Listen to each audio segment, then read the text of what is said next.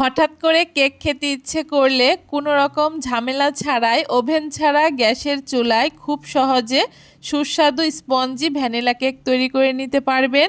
এই কেকটা বানানো এত সহজ, ঘরে থাকা মাত্র কয়েকটি উপকরণ দিয়ে খুব সহজেই তৈরি করে নেওয়া যায়।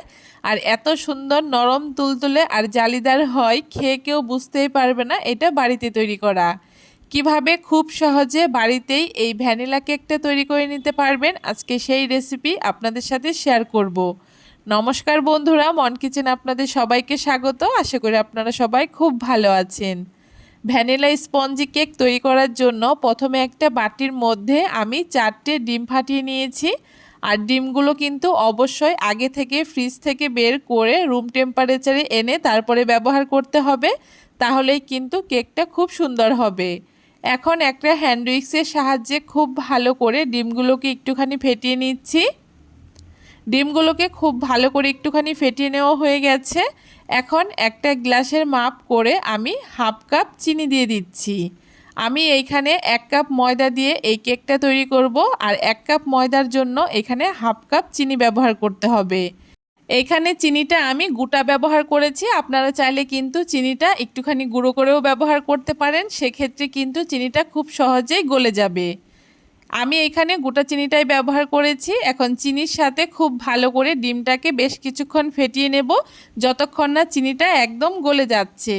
চিনিটা কিন্তু অবশ্যই খুব ভালো করে গলিয়ে তারপরে কেকটা তৈরি করতে হবে। যদি চিনিটা একটুখানি গোটা থাকে সেক্ষেত্রে কিন্তু কেকটা একটু জল জল মতো হবে, নরম হবে। খুব ভালো করে চিনিটা যতক্ষণ না গলে গেছে ততক্ষণ একটুখানি ফেটিয়ে নিয়েছি হ্যান্ড উইক্সের সাহায্যে। এখন এখানে আমি হাফ কাপ মতো সাদা তেল দিয়ে দিচ্ছি। এখন সাদা তেলটাকে দিয়েও আবারও বেশ কিছুক্ষণ ফেটিয়ে নেব, যতক্ষণ না এই ব্যাটারের কালারটা একদম সাদা হয়ে খুব সুন্দর একটা ফোম তৈরি হচ্ছে। একটু সময় নিয়ে হ্যান্ড উইক্সের সাহায্যে এই কাজটা করে নিতে হবে। কেক বানানোর ক্ষেত্রে ডিম ফেটানোটা যত ভালো হবে, কেকটা কিন্তু ততটাই নরম তুলতুলে আর স্পঞ্জি হবে। তাই একটু সময় নিয়ে খুব ভালো করে এই ব্যাটারটাকে তৈরি করে নিতে হবে।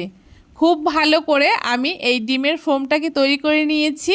এখন এখানে একটা চালনি নিয়ে তার মধ্যে যেই কাপ মেপে আমি হাফ কাপ চিনি ব্যবহার করেছি সেই কাপেরই 1 কাপ ময়দা দিয়ে দিচ্ছি।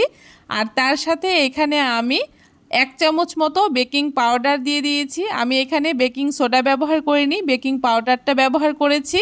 আর তার সাথে 1 চিমটি মতো নুন দিয়ে দিচ্ছি। এখন হ্যান্ড উইক্সের সাহায্যে একটু সময় নিয়ে আলতো হাতে ময়দাটাকে আমি মিশিয়ে নিচ্ছি। একবারে কিন্তু পুরো ময়দাটা আমি এখানে চালিনি, প্রথমে হাফ ময়দা চেলে নিয়ে একটু সময় নিয়ে আলতো হাতে এটাকে ব্যাটারের সাথে মিশিয়ে নিচ্ছি। অর্ধেক ময়দা এখানে খুব ভালো করে মিশিয়ে নিয়েছি। এখন বাকি ময়দাটাকেও আমি খুব ভালো করে চেলে নিচ্ছি। আর তারপরে এই বাকি ময়দাটাকেও আমি আলতো হাতে হ্যান্ড উইক্সের সাহায্যে একটু সময় নিয়ে মিশিয়ে নিচ্ছি। এই কাজটা কিন্তু অবশ্যই আলতো হাতে করতে হবে। খুব বেশি জোরে যদি আমি ময়দাটাকে মেশাই সেক্ষেত্রে কিন্তু ডিমের ফোমটা নষ্ট হয়ে যাবে আর কেকটা ভালো হবে না। বাকি ময়দাটাকেও খুব ভালো করে মিশিয়ে নেওয়া হয়ে গেছে। এখন এখানে আমি ফ্লেভারের জন্য 1 চামচ মতো ভ্যানিলা এসেন্স দিয়ে দিচ্ছি। আপনারা চাইলে আপনাদের পছন্দ মতো যে কোনো ফ্লেভার এখানে অ্যাড করতে পারেন। আর স্বাদটা বাড়ানোর জন্য এখানে আমি 1 প্যাকেট গুঁড়ো দুধ দিয়ে দিয়েছি। এখন আবারও খুব ভালো করে মিশিয়ে নিচ্ছি। আমার এইখানে কেকের ব্যাটারটা কিন্তু একদম পারফেক্ট আছে। আপনাদের ক্ষেত্রে যদি ব্যাটারটা একটু ঘন মনে হয় সেক্ষেত্রে সামান্য একটু লিকুইড দুধ কিন্তু ব্যবহার করতে পারেন। ব্যাটারটা একদম রেডি হয়ে গেছে। এখন কেকটাকে বসানোর জন্য একটা বাটির উপরে আমি তলায় একটা কাগজ বিছিয়ে দিয়েছি আর তার উপরে সামান্য একটু তেল ব্রাশ করে নিচ্ছি। এতে কেকটা যখন আমি ডিমোল্ড করব কেকটা তখন খুব সহজেই উঠে আসবে। এখন যেই ব্যাটারটা আমি তৈরি করেছিলাম সেইখান থেকে প্রথমে অর্ধেকটা ব্যাটার আমি এই বাটির মধ্যে দিয়ে দিচ্ছি। আর তারপরে এখানে একটা চালনির উপরে আমি 2 চামচ মতো কোকো পাউডার দিয়ে দিচ্ছি। আজকের কেকটা আমি একটুখানি অন্যরকম করে তৈরি করছি। এখন এই কোকো পাউডারটাকে আমি এই ব্যাটারের উপরে খুব ভালো করে চারদিকে এইভাবে করে চালনির সাহায্যে ছড়িয়ে দিচ্ছি। খুব ভালো করে কোকো পাউডারটাকে আমি এইভাবে করে ব্যাটারের উপরে ছড়িয়ে দিয়েছি। এখন বাকি অর্ধেক ব্যাটারও আমি এইভাবে করে কোকো পাউডারের উপরে এইভাবে করে চারদিকে ছড়িয়ে দিচ্ছি।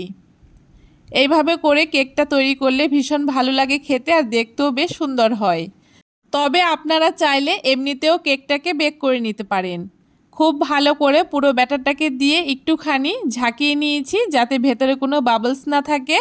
এখন উনানের আঁচটাকে মিডিয়ামে রেখে আমি কেকের বাটিটাকে বসিয়ে দিয়েছি আর তারপরে ঢাকা দিয়ে 10 মিনিট মিডিয়াম আঁচে কেকটাকে বেক করে নেওয়ার পরে উনানের আঁচটাকে একদম লোতে করে দিয়ে আরও 15 মিনিট আমি কেকটাকে বেক করে নিয়েছি। আর কেকটা কিন্তু আমার খুব সুন্দর তৈরি হয়ে গেছে আর কালারটাও বেশ সুন্দর এসছে। কেকটাকে নামিয়ে আমি একটুখানি ঠান্ডা করে নিয়েছি। এখন কেকটাকে ডিমোল্ড করে নেওয়ার জন্য প্রথমে একটা ছুরির সাহায্যে চারপাশ থেকে একটুখানি ছাড়িয়ে নিয়েছি আর তারপরে একটুখানি উল্টো করে দিলেই দেখুন কেকটা কিন্তু খুব সুন্দর বেরিয়ে এসছে। আর কেকের কালারটা কত সুন্দর হয়েছে দেখে নিশ্চয়ই বুঝতে পারছেন। আর কেকটা এত সুন্দর নরম তুলতুলে হয়েছে, আমি আপনাদেরকে কেকটা কেটেও দেখাচ্ছি কত সুন্দর জালিদার আর নরম তুলতুলে এই কেকটা তৈরি হয়েছে। আপনারাও কিন্তু এখন খুব সহজে বাড়িতেই কোনো রকম ঝামেলা ছাড়া ওভেন ছাড়াই গ্যাসের চুলায় এই ভ্যানিলা স্পঞ্জি কেকটা তৈরি করে নিতে পারেন আর আশা করি আপনাদের খুব ভালো লাগবে। আর এই কেকটা তৈরি করতে যে কটা উপকরণ আমি ব্যবহার করেছি সব কটা উপকরণ কিন্তু আমাদের সবার ঘরেই থাকে, তাই অবশ্যই একবার এই কেকটা বানিয়ে দেখবেন, খুব ভালো হয় খেতে।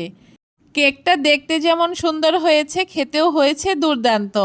কেমন লাগলো আজকে খুব সহজ পদ্ধতিতে চুলায় তৈরি করা এই নরম তুলতুলে ভ্যানিলা স্পঞ্জি কেকের রেসিপি? অবশ্যই কমেন্ট করে জানাতে ভুলবেন না। ভিডিওটা যদি ভালো লেগে থাকে অবশ্যই সবার সাথে বেশি বেশি করে শেয়ার করে দেবেন। আর আমার চ্যানেলের যদি নতুন বন্ধু হয়ে থাকেন অবশ্যই আমার চ্যানেলটাকে সাবস্ক্রাইব করে দিয়ে পাশে থাকা বেল আইকনটি প্রেস করে দেবেন।